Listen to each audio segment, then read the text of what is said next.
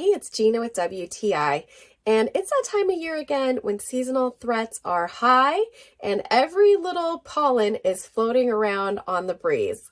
Now, normally that can make me really stuffed up and kind of miserable, but I have this new secret weapon.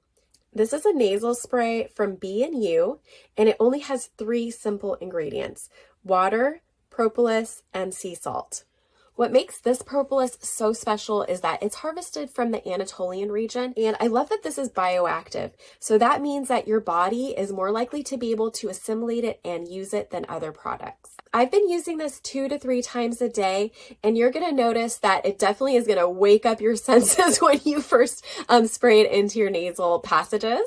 And I found that it helps to keep my airways clear so that I can continue to breathe well throughout the day. I do shake it before I use it, and just 1 spray in each nostril. Since I started using this nasal spray on a regular basis, I feel like I have less episodes where I'm all stuffy and congested, and I feel like it's been working really well for me, and that's my point of view.